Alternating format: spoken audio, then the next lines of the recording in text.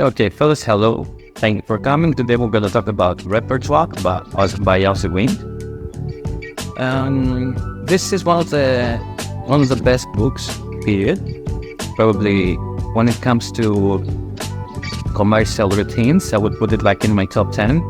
If you want to buy a book and go do tricks and get paid for them, this would be one of the books of my preference.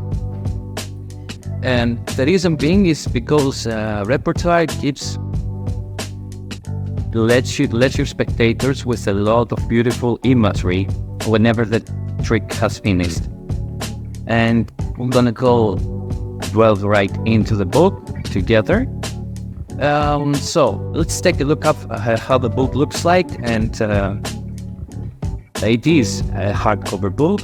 All the illustrations have been made by Asi Wind himself. They are oil paintings. So the book not only contains card magic, but also a couple of other things, such as a torn and restored page, a folded bill that will appear under the spectator's watch, and so on. But this is the minority of the tricks in the book. The vast majority of the tricks are card tricks, and half of them are memorized card tricks. And we're going to start first with the any card at a number, which is one of the best tricks in the book. And I will let Asi Wind do the trick for us today instead of me. So, enjoy. Close your eyes. Keep them closed. Quickly, can you name any card that pops in your head right now? 6 of diamonds. 6 of diamonds. Start from the very top, okay? And I want you to kind of like count in your view. You're going to see the cards right now in your mind. You're going to see them. And tell me where is it the first one, second, third, fourth, and so forth. Where do you think it is? 24th. That's unbelievable that you knew that. Are you sure? Yeah. No changing, nothing? No, did she say diamonds? No, which one did you say? You said? 6 of diamonds. Yeah, 6 of diamonds. Yeah, 24th. You sure? 24th. Can you remove all the cards, please, for me? Open your eyes. Take all of them. She thinks it's 24th from the top. Can you flip one at a time? That's 1, 2, 3, 4, 5, 6, 7, 8, 9, 10, 11, 12, 13, 14, 15, 16, 17, 18, 19, 20, 21, 22, 23. That's 20. And you said 6 of diamonds? Yeah. And you think it's 24th? Wow.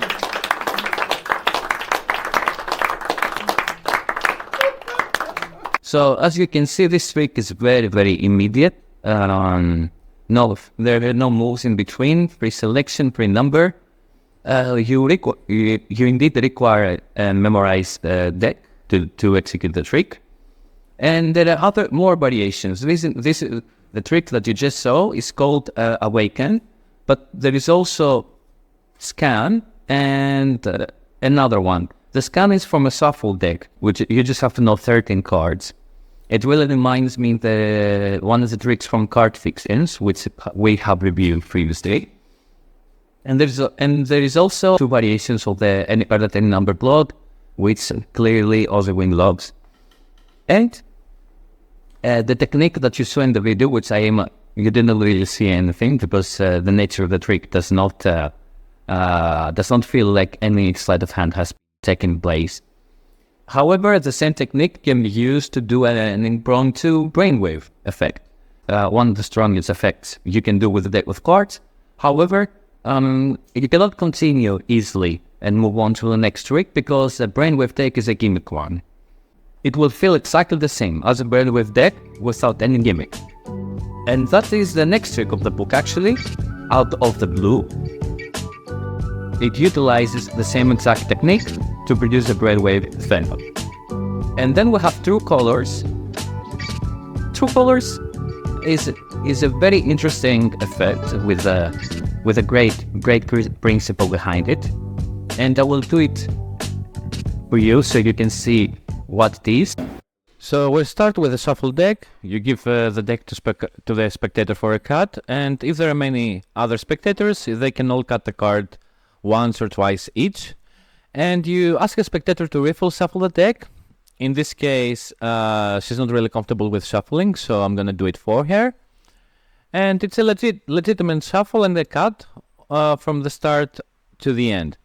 Now I'm gonna ask a spectator to name a famous person.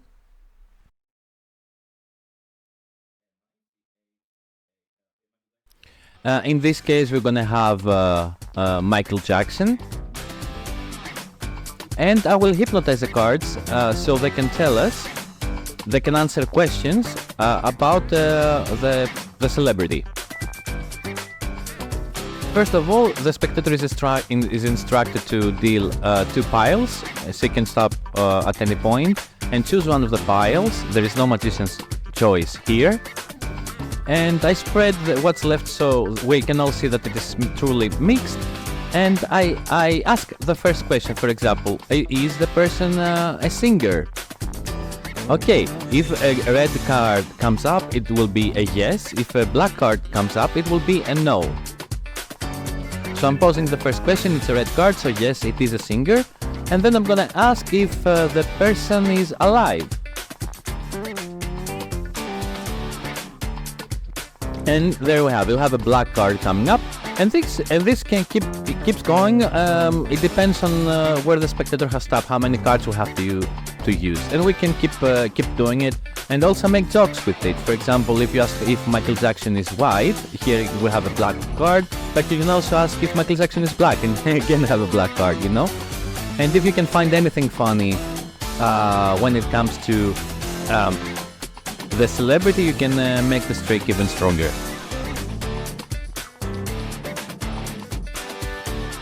Okay, as you can see, they can write any famous person's name, but you have to know this famous person, otherwise this trick not gonna work. So because I'm not really into celebrities, I don't know many of them, I will guide the spectator, for example, name a famous athlete or name something that I would know, not a TV persona which I'm not very familiar with. The way of presenting this trick with the questions of yes and no is Juan Tamariz's idea, and it's mentioned here in the book. The basic trick without the presentation is very dry, so I definitely suggest the yes and no depending of the color of the card, yes for gray and no for black, because it shows more conviction this way, and it makes the string more meaningful. Somebody stop me. This is an amazing effect. The spectator takes the deck. You have nothing to do with the deck, and he will cut it below the table. He will take one card, put it in his pocket, and another one in the other pocket, and you will be able to divine both of them. The cards can be taken, one card will be taken from the middle of the deck. That's what makes this trick falling, even from magicians. And again, you can use any stack you like Arvidsons or mnemonica to execute the tricks. They're not stack dependent. And then we move to a coin trick. This is not actually a coin trick, this is a card trick, and it is inspired by Simon Aronson's undue influence, which is one of the best principles of card location. Locate 2 cards after the spectators have cut the deck. And he uses that as a prediction with the numbers that are sided in the coin to locate the 2 selections where the spectators have got them into the deck. Again, an excellent effect and very fully if you don't know the underlying method. Then we'll have double exposure, which I'm going to let it play for you. So this is a fast duo effect. You don't need any setup required. You give the spectator to shuffle the cards and then it starts. This is a trick that it can be done with a board deck, borrowed phone. Yeah, you're gonna use a phone and you will see later on. First of all, we have the spectator to choose a card. It's a free choice.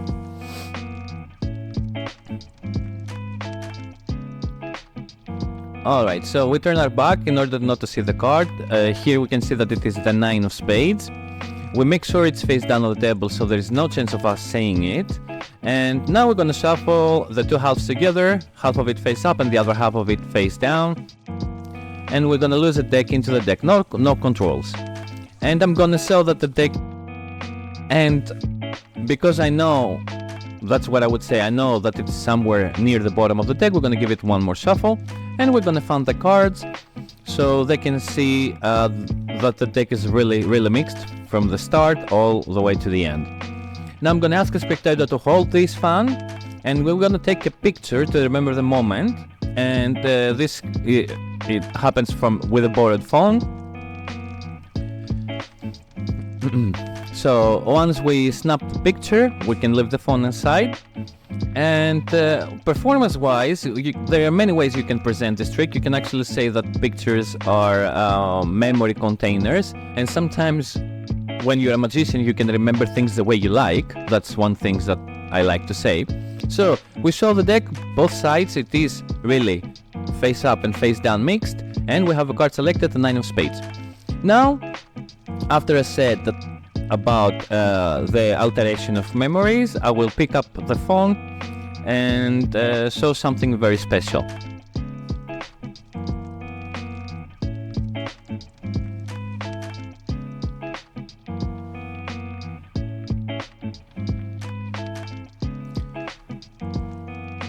And as you can see in the picture, you can rewind back the video to check it. The fan here shows only the selection face up. Again, as you see, double exposure leaves a great memory, leaves a souvenir, a memoir of what you have done, as most of his tricks.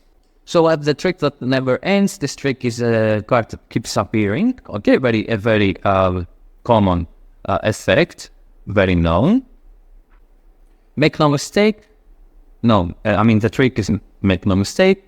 It's a peak transfer. Yeah, it's much as a color change, but it feels different when something little changes in the card instead of the whole card. It gives the impression that it's not the card that it's being switched if you try to find an explanation. That's why I like that, and it's fully motive, not just a simple color change. And we moved on to a trance type effect that he has, another one with memorized deck, and the sound techniques. For example, we have that folded under pressure. This is not a trick, this is simply a technique to make a Mercury fold, breaking the action into two parts, one of planning and the one of closing the fine. And we have the lazy seconds force, another move that is could be really useful. Also, it can be nicely combined as a node when a psychological force fails. Then we have a trance effect, where the spectator chooses a card and it lays aside the card, and the deck is shuffled face up and face down. When the trick is down, then what you're going to see is all the cards of the same suit to be face up and all the other cards face down, and they will also be in order. So the only face-up card that would be missing, it would be the selection. So you actually make not that card remain face up, but all the other cards of the same suit, and you actually have them in order. Good effect. Again, a nice imagery when the trick ends, for the spectators to remember you by. And that comes back to the fact that I would choose this book to do a couple of tricks for paid performances, just because of the fact that okay, the tricks are impressive, but they have this little extra. They will remember the last part of the trick. They will remember it because of the scenery, the way everything is placed. It's really striking. So moving along, we have Echo, which is an amazing effect. It's a trick that is done with two decks. So basically, the spectator shuffles both decks, the blue back and the red back one, and they choose a card freely from one deck. Okay, you put it face up, and then the same exact card is face up on the other deck without you touching it. And not only that, but the backs have changed. This is done fast you. There is not really nothing to see if you do the trick properly. So, and that's the review. I hope you enjoy this book if you ever decide to buy it, or if not, I hope at least I gave you some insight into the book. So when it comes to difficulty, you will find beginner, intermediate, a little advanced level here and there. So I'm not going to go over the difficulty level because there is something for anyone in this book. The thing is that it will work more if you're actually performing for some groups of people and not only for just one person. If you're just performing, for your family and stuff, it will be better to go for a cheaper book and some other types of effects. And these ones usually are the best when you have 2, 3, 4 and more people to do them for. We can ignore the level if it's intermediate or advanced, and we focus more on that this is a book for, I believe, the professional magician will also take something, put it in his repertoire. That's the name, and that's pretty much it.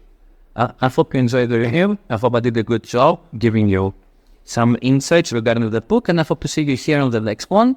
And I'm going to give you a little hint. The next one will be Danny Da Ortiz, Freedom of Expression, which is an amazing book. I can't wait to review that one.